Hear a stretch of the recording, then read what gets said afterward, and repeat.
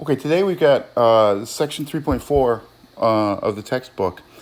It's a few different things all around a theme. Okay, so, the theme is a subsequence. Okay, so say you've got some sequence. I will just take the harmonic sequence.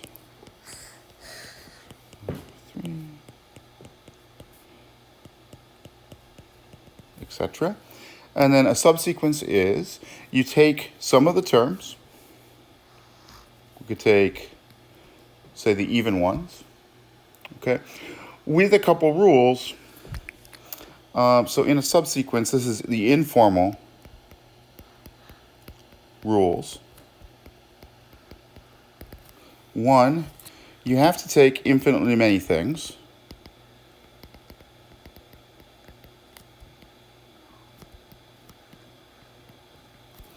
Okay, it's an implicit rule in our definition of sequences that they're infinite. Okay, and then in subsequences, they also have to be infinite. And the other rule, two, you can't rearrange them. You can't reorder them. They have to come in the same order.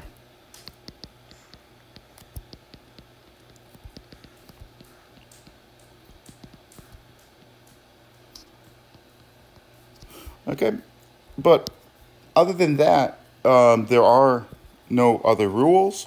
So, for example, some subsequences of these reciprocals. Okay, we'll just do some examples. First of all, the sequence itself, always a subsequence of every sequence. Above, we did the even ones, so 1 over 2n for n at least 1. Okay, we could have done the odd ones as well.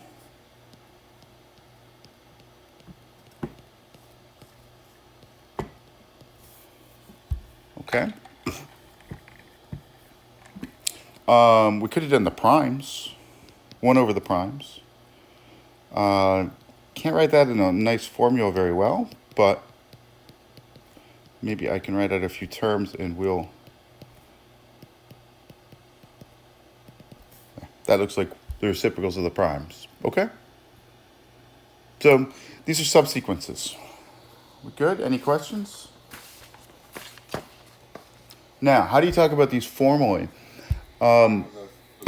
Yeah, go ahead, Dan. So, can you take or I guess, are the tails of a sequence also a subsequence of them? Yes, tails, yeah. And can you repeat a term? So, for example, is the sequence 1, 1, 1, 1, 1, 1 a subsequence of this? Yes, good questions. Okay, so I put in tails as our 5th example. That's an example tail. Not 1, 1, 1, 1. Okay, you're not allowed to take a term more than it occurs in the sequence. Okay, so if a term happened to repeat infinitely often in the sequence, you could do that. But here, 1 only occurs once, so you're only allowed to take it once. Okay? Good questions. So if we're going to make a formal definition, what we want to talk about is, instead of talking about terms, it's kind of hard to express these things in terms of terms, even though that's where the idea is coming from. We need to talk about the indices, okay, that index the terms we're going to take. So here's our formal definition.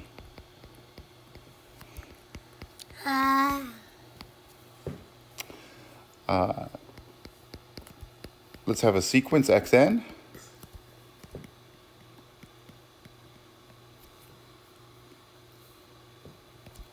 And then, no, I'm not saying real sequence, so I am going to make a distinction, at least in this lecture, between things that are true for sequences and things that are true for real sequences. When I say real sequence, I just mean sequence of real numbers. Okay. For every choice of strictly increasing indices,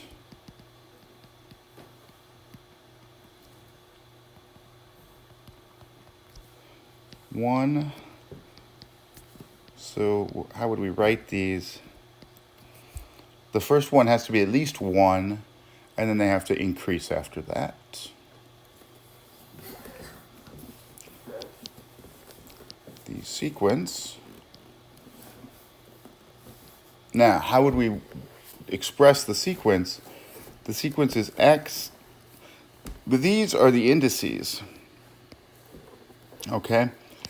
And what's going on here is that we've got the variables n, and then they're subscripted by their own indices. Those are the indices of the indices, okay? So our subsequence would be x sub n sub k, okay? And we would let k is the one that's changing now. We're going to let k run from 0 to infinity to go through that whole sequence. What is that? This is the subsequence of those indices. And all I'm going to say is this is a subsequence of our original sequence.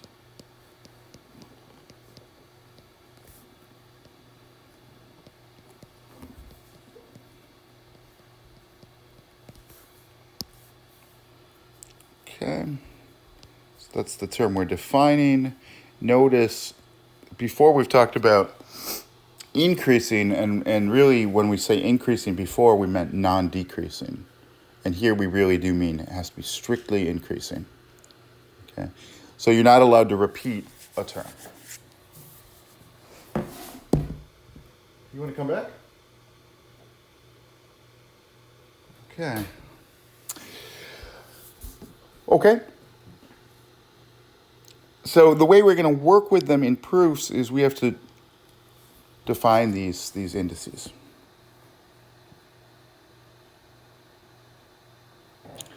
Are there any questions about the formal definition? Okay. So kind of two big things today.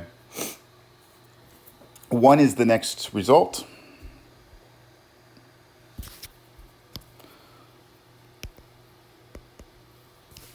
This is, I'm going to call it a proposition,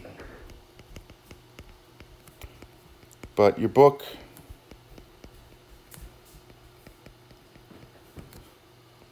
calls it Theorem 3.4.2. Personally, I think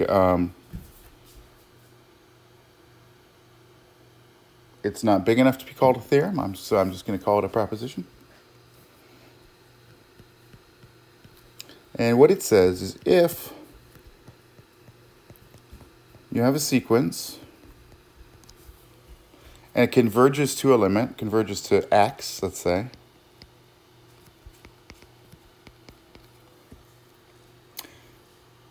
then all of its subsequences also converge to x.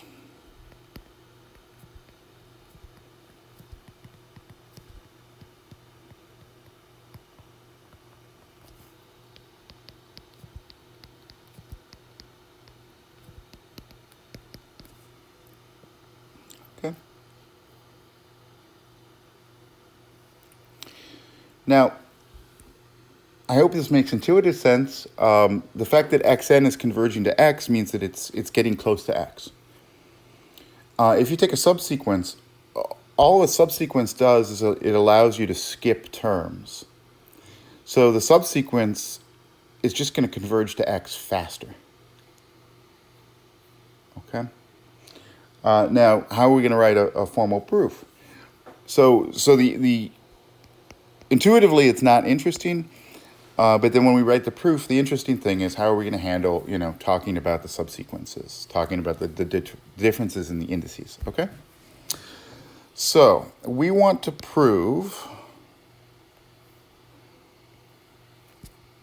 that if we take any subsequence, then that will also converge to x. Okay. To prove that something converges, we take an epsilon greater than 0 at the beginning. So let's do that. Let's let epsilon be greater than 0. And let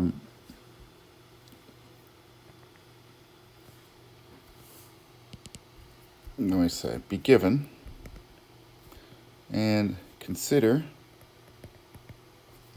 an arbitrary subsequence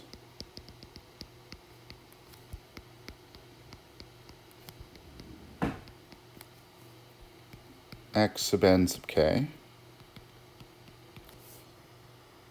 given by the indices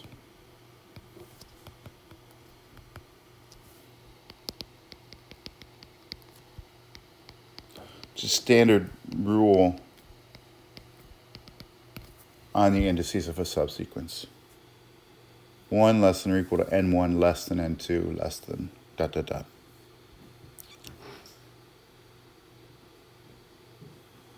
Okay, that's our setup. Now we have to use the fact that x sub n, the original sequence, converges to x. So because xn converges to x, there is that capital N, so that once we're past capital N, we're within epsilon of x. So there is a capital N, natural number, so that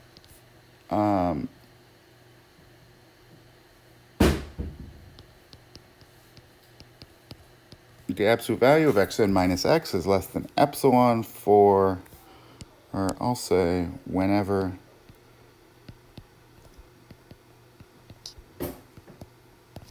little n is at least capital N.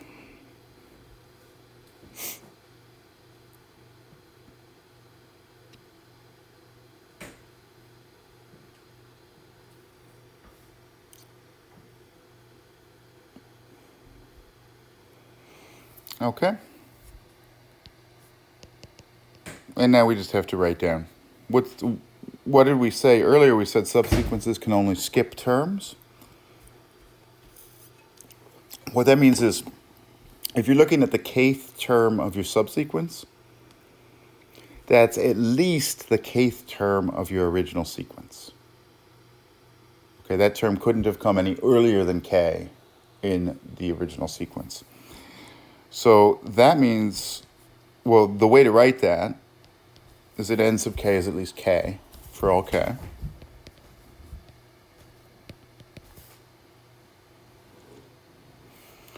That means that if k is at least capital N, then n sub k is at least capital N. And then since n sub k is at least capital N, we'll get the x sub n sub k is within epsilon of x. Okay?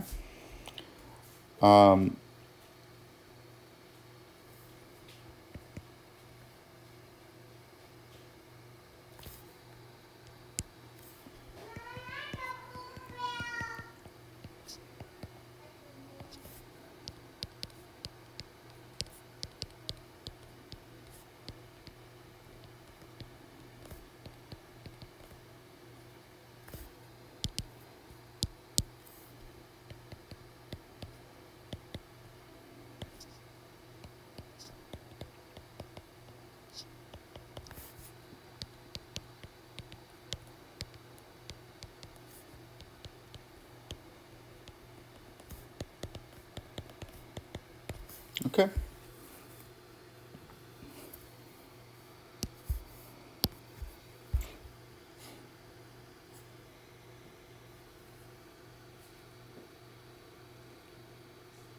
Jump in if you have any questions about the proof there. Can you go over the inequality nk greater than or equal to k again?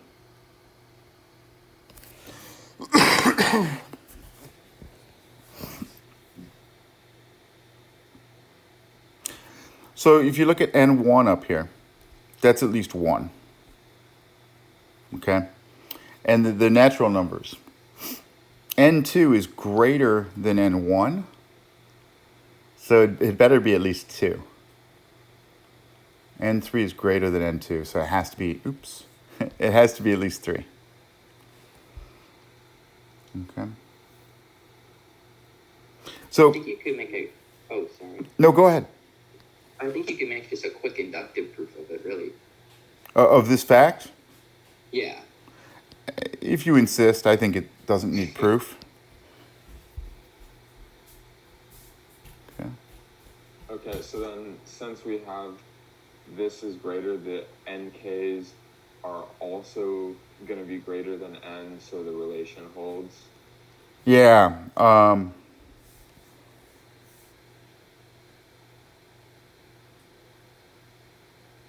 Yeah, so I guess what I could have done here, I could have written this better, right?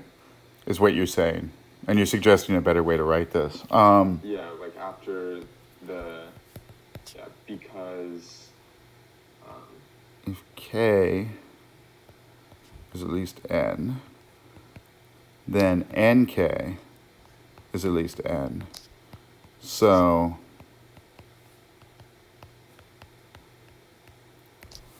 that would be better. That's the logic I'm using. That's what I thought was going on. I just wasn't sure. Yep. That would definitely be a better way to write it.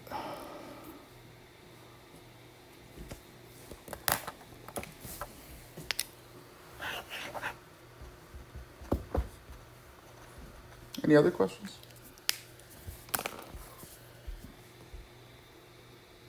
Why don't you come sit over here? Please? No, okay.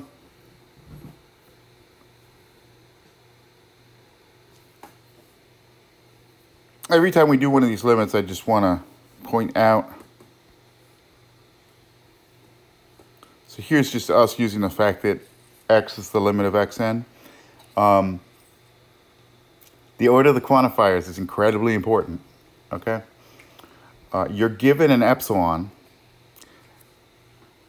and then you get a capital N, okay? You can't do it in the other order. There's not one capital N that works for all epsilon. That's not true, okay? Well, that would be true if your sequence was the constant sequence, but that would be, it's not what we want to talk about usually. Okay, so what we just proved, and the proof was not hard, was that if you have a sequence that converges, then all of its subsequences converge to the same thing, okay? It's only somewhat useful in that form. What's really useful... That's great. What's really useful are a couple consequences of this result, okay? And the consequences of this result are, if you can show that so I'm talking about the contrapositive, really.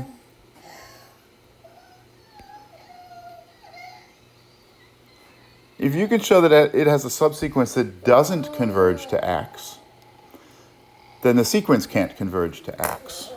Give me a minute here.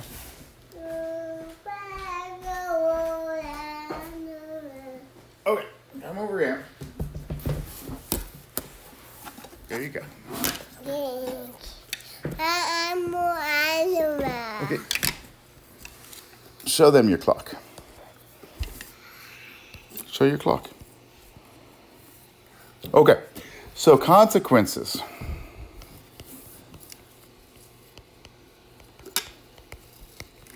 Number one, if xn has two subsequences that converge to two different limits,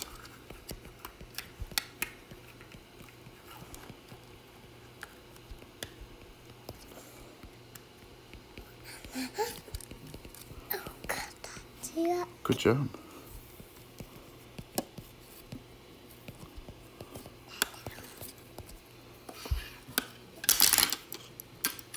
Then it is divergent.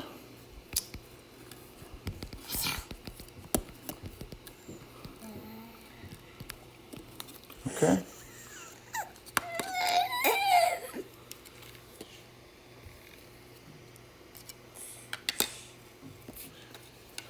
Okay. I'm not going to write down a proof for this, but you think about it, we can prove the contrapositive pretty easily. If our sequence was convergent, then any of its subsequences would have to have the same limit. Right? So it could not, if it was convergent, if not the conclusion, then not the hypothesis. Then it couldn't have two subsequences that converge to two different limits. Okay? So, you know, if you're asked to prove that a series diverges, and you have to use the definition of limit, it's kind of a pain, right? Because you have to worry about epsilons, and capital N's, and all this. This is a lot easier. You can just show, oh, here's one subsequence that converges to 3. Here's another subsequence that converges to 0. So your sequence can't converge. Okay? Number 2. If your subsequence has a divergent subsequence, if your sequence has a divergent subsequence,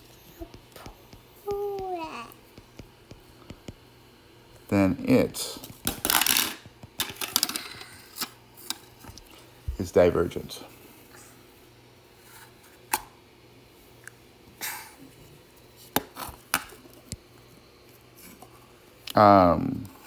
Here, let me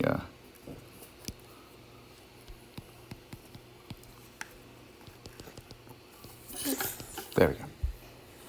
If xn has a divergent subsequence, then xn is divergent. Okay.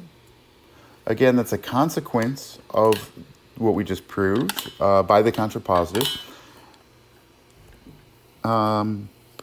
Yes, by the contrapositive, because if xn did converge, then all of its subsequences would also have to converge to the same limit, but we're not even using that part here. Okay. So, I mean, you think about just an example here.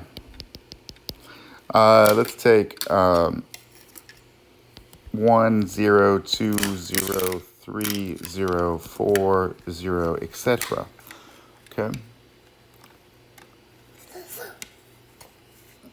I mean, you could easily write out a proof that it diverges, but you do have to, when you write out that proof, just if you're writing it from the definitions, you have to worry a little bit about all these zeros in between, right? So you have to be a little bit careful. But here, that's a great clock. But here, you can just take your divergent series 1, 2, 3, 4. Okay? Questions? I've got a quick question. Can we do sort of I don't know how useful this is, but kind of like the opposite of this? If we have this sequence and some terms are kind of missing, can we put extra terms in so that sequence converges, and then that'll show that the other one converges? Well, I can't really think of an example, and I don't know if it'd really be useful, but... That's an interesting thought. I don't think you could really formalize what it means to have some terms missing in that sense. Okay. Well, I guess you could define like a sequence and then show that the other one is a subsequence of it, and then work on the super sequence. I don't know what you'd call it. I guess it's just okay. I don't know if it's useful. So I actually think that could possibly be useful, Daniel. Okay. So I can definitely see where that could be useful. Let me give you an example, okay? Let's say, here's an example. Argue that the sequence, say 1 over n factorial, converges to 0. Okay? Now, it would not be hard to write out a proof for this. It converges to 0 really fast. But the point is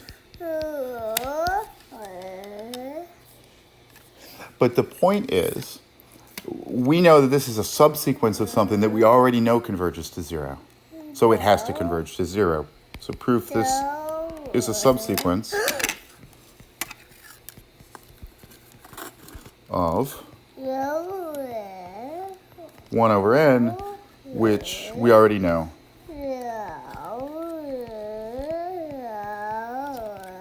converges to 0. So it has to converge to 0 too. Okay? Okay, that's the idea I was thinking about, something like that. Yep. Or 1 over the primes is a good example, where to prove that from the definitions, to prove that converges to 0, it might not be so clear how you're going to go around it, like getting it less than epsilon.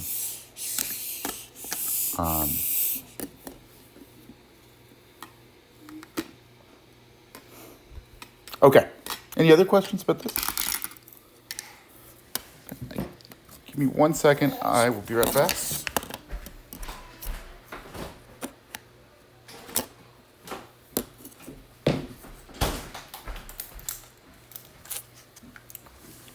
There you go. Ow. Oh, I'm sorry. Did I get you? Yeah. Okay. So I said we'd have 2 themes. That was one theme. The other theme is monotone subsequences. So I'll just start out by stating the theorem. It's called the monotone subsequence theorem.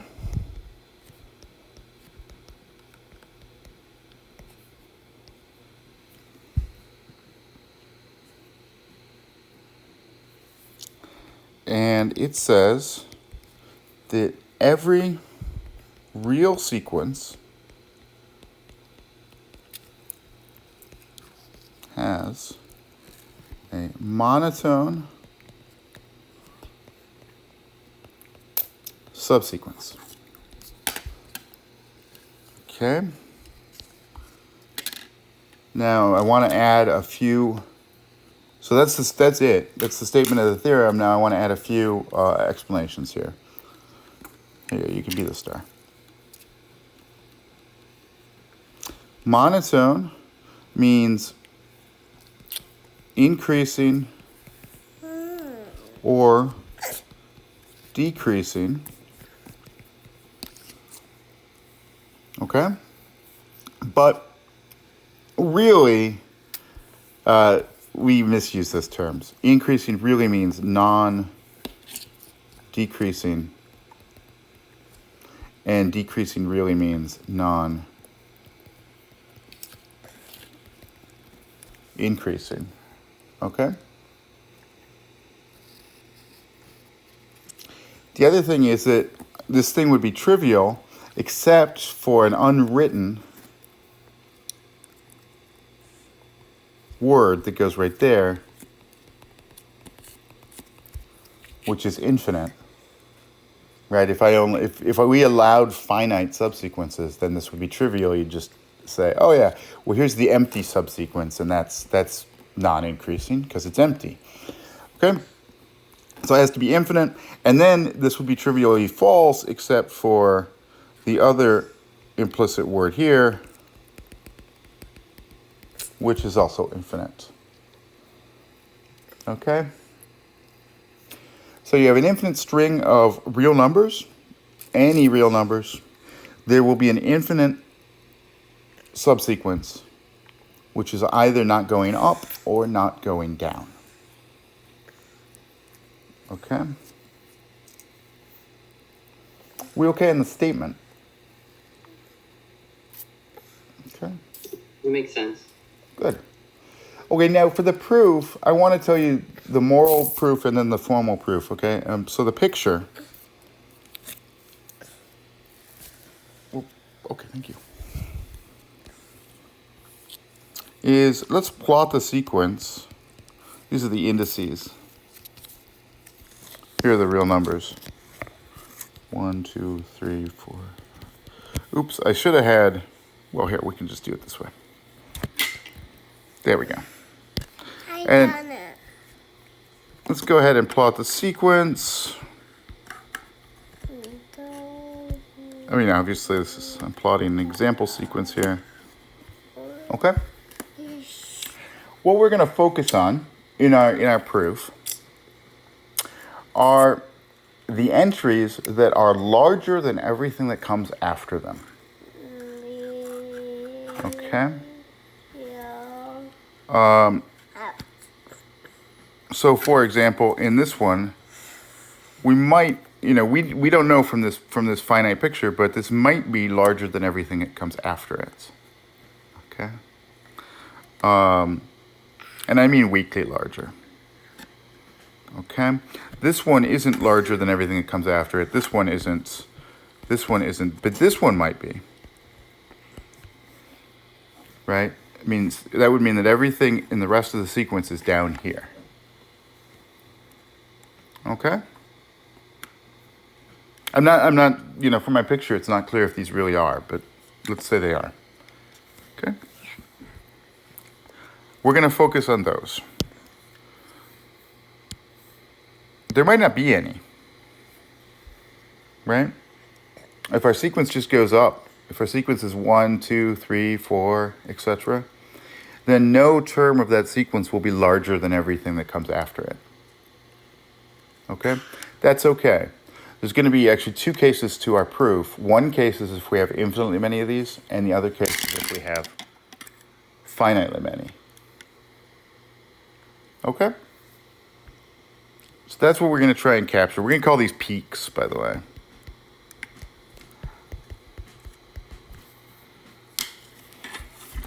So we're reading left to right, and we're marking each time we see an entry that will never beat after that. Okay, thinking about beating as being higher. So proof. We say that the entry xm, or the term xm, is a peak. Okay.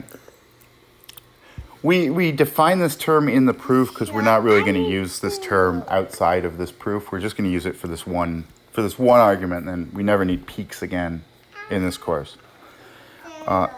What's the condition?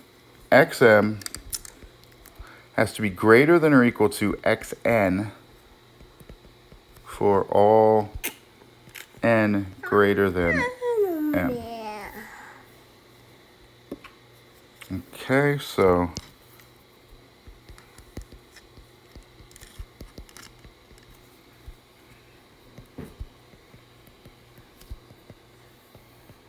in green, right, bigger than all later terms. Although I really shouldn't write bigger than.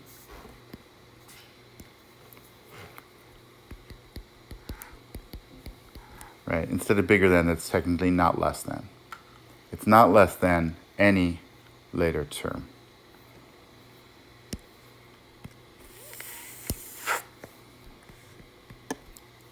Okay? That's what peak is going to mean to us. Case 1.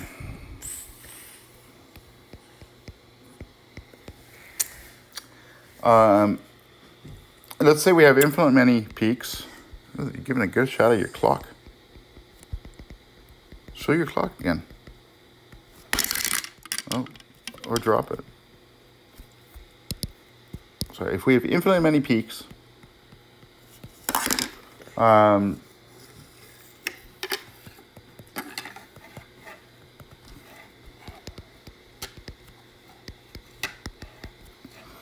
let's let their indices be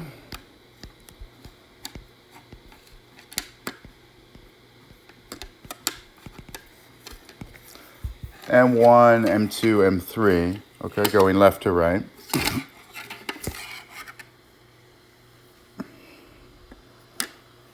Okay. Now each peak is greater than or equal to every term that comes after it. So in particular, each peak is greater than or equal to the next peak. Right? So then we have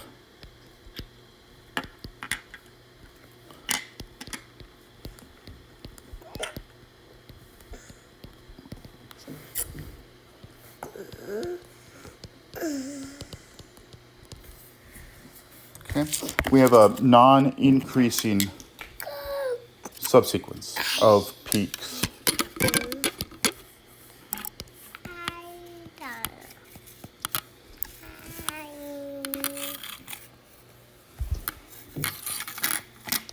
Okay, so those are our peaks, and they form a non-increasing subsequence.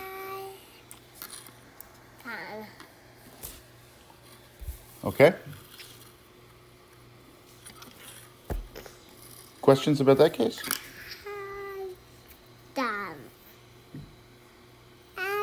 Other cases, we have finite many peaks.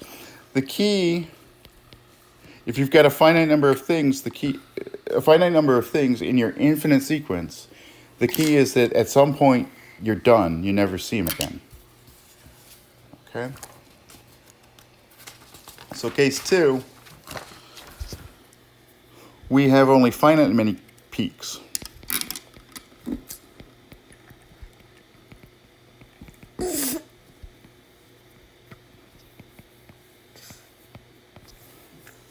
Okay? Let's look at the last one. Suppose x sub capital M is the last peak. Okay? What is a peak? A peak is something that's greater than or equal to everything after it. And so a non-peak has something after it that's greater than it. Right? So if we look at the very next entry, that's not a peak. Oh, okay. Here. Since this entry is not a peak, there's some entry after it that's bigger. Here.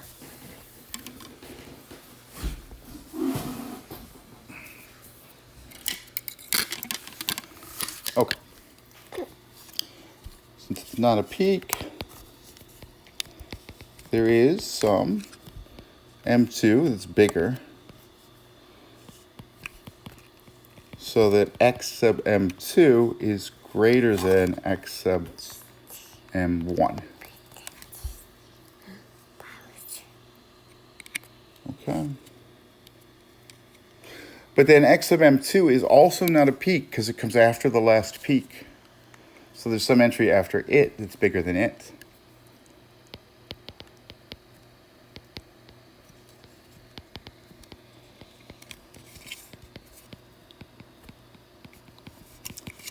So there's some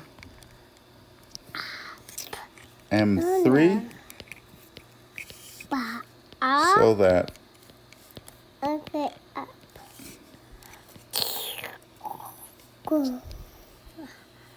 we can go even bigger. And we keep going on like this. We can keep going on like this forever because everything's not going to be a peak. We're after the last peak. So for every entry, there is some later entry that's bigger. And we just keep picking them one at a time. Okay? So continuing in this manner,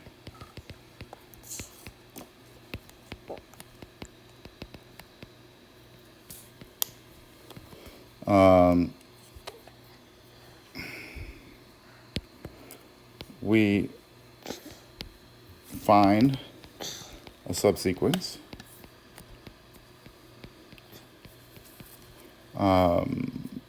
x sub M1 less than x sub M2 less than x sub M3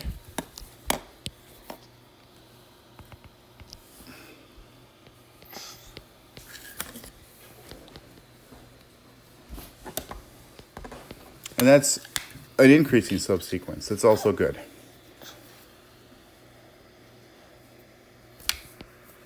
Excuse me? Go ahead. It seems in both cases we've shown that every subsequence has a monotone increasing subsequence. Could we do the same thing for monotone decreasing subsequences? I presume it's possible. So in the first one, we actually showed a decreasing subsequence. Oh, wait, you're right. I'm sorry, you're right. Yeah. Yeah, you can't guarantee one or the other because you just take the sequence 1, 2, 3, 4, etc. That's only increasing. It won't have a monotone decreasing subsequence. Or you take the sequence 0, -1, -2, etc. That won't have a monotone increasing subsequence. Got it. My lack of attentiveness is immortalized forever on YouTube. So this one was, strictly speaking, this one was non-increasing. This one we found later was strictly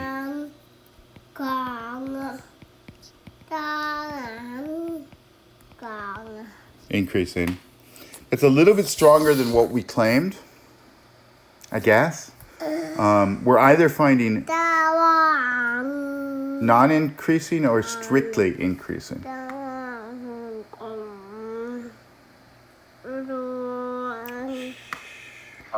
I have a question about this. Mm-hmm. So the reason we were able to find this strict increasing is because we started by choosing peaks. If we were to instead do the same process by choosing valleys, I guess that's what you'd call them, would you also get that you get a strict decreasing sequence as well? Sure. Yep. You get non-decreasing or strictly decreasing. So we can get, so if we put those together, we get that we can find a strict increasing or a strict decreasing or no? No. Because you think about examples. So here, I should write down these examples since that one shows you can't find on that one shows you can't find a decreasing subsequence. That one shows you can't find an increasing subsequence. And this one shows you can't find a strict anything subsequence. Okay? So if you have something that's not strictly increasing or decreasing, does that mean it has to be constant then? Oh, okay. Yeah. Take out all of the repetitions and get another subsequence, which would be strict. Okay, yeah. So you're asking, could we actually prove a stronger theorem where we would have, it would say strictly increasing or strictly decreasing or constant, right? Yeah. Yes, that's what I mean. Yeah, but our proof would have to be more involved. Okay? And actually, it's a really interesting question.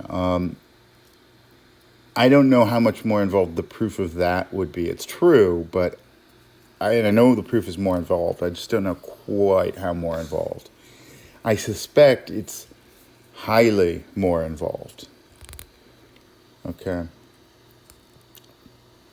That's the sort of thing that, if you've ever heard of Ramsey theory, this is Ramsey theory. So Ramsey theory is the catchphrase for it is that complete disorder is impossible.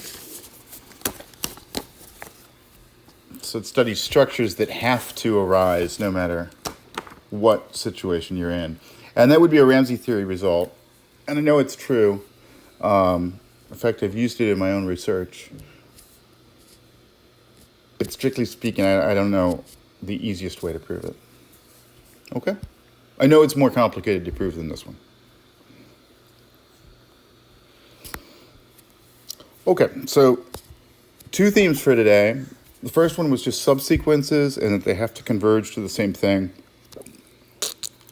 And that when we take a contrapositive of that, we get divergence criteria. The second thing is these monotone subsequences. And finally, we're going to use them to prove the Bolzano-Weierstrass theorem. Okay? Our proof is going to be incredibly quick because we're going to use everything we've done up till now. Okay, so I hope this proof will show you like how powerful the tools that we have now are. Your book gives a second proof. The second proof is like from first principles. Okay, it shows you how you would prove this if you didn't have all these theorems built up.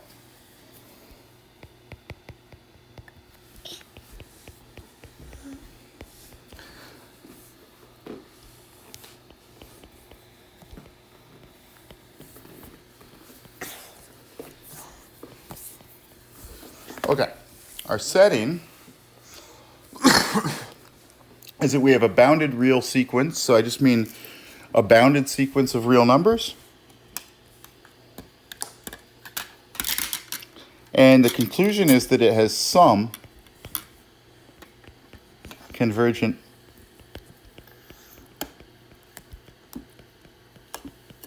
subsequence.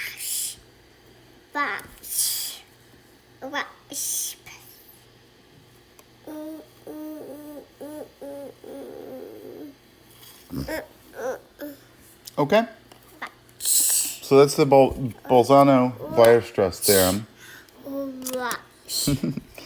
It's actually, it's in the second semester, we're going to come back to this and we're going to see that this is like the tip of the iceberg in terms of compactness. Okay? But right now, this is your first. Yes, okay. But don't you want to hear the proof? Okay.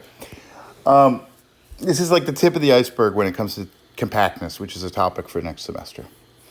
Okay? This is your first glimpse of this. I hope it's not completely obvious that this has to be true.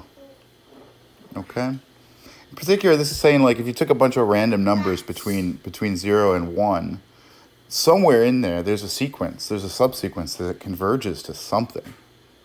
Okay? And that's kind of strong. I mean, that's an infinite selection of terms that converge to something. Okay? We got 3 minutes left oh, go ahead. Can there be multiple subsequences that converge to different things? Yes. Yes. And obviously there will be subsequences that diverge too, probably. Okay? We're just saying it has some convergent subsequence. So let's let xn satisfy our hypotheses.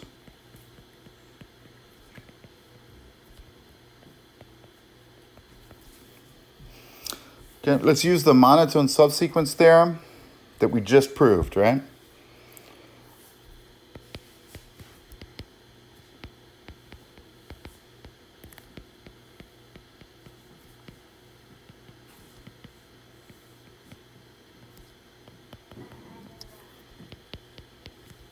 What does it say? It says it has a monotone subsequence.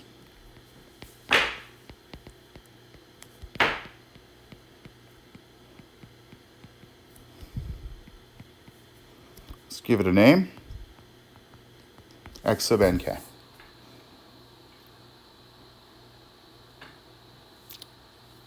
Now, I claim that that subsequence has to converge. Why is that? Because it's bounded. Yeah, it's bounded and it's a monotone subsequence. So it has to converge.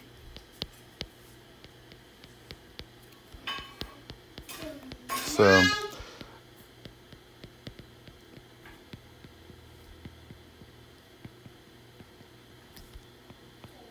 let me just point out, in the book, this is called like the monotone, is it the monotone sequence theorem or something that the book calls it?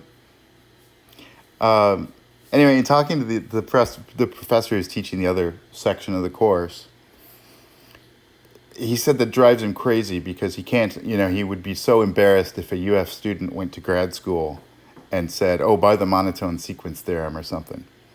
So anyway, I decided I would follow his lead. That the effect doesn't really deserve a name.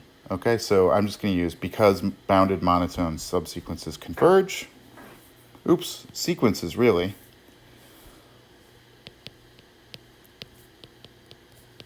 That subsequence converges. And that's the end of the proof. Okay.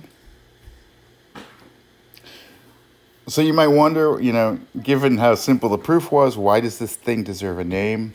Well, it's, back when Bolzano and Weierstrass proved this, they did not have the tools that we have. And so they give a proof much more like the second proof in the book. Okay. And the other reason is that it's a great example that we're going to build on in the second semester with a much more general phenomenon. Okay. Are there any questions? Can I ask a question not immediately related to the chapter at hand? Sure.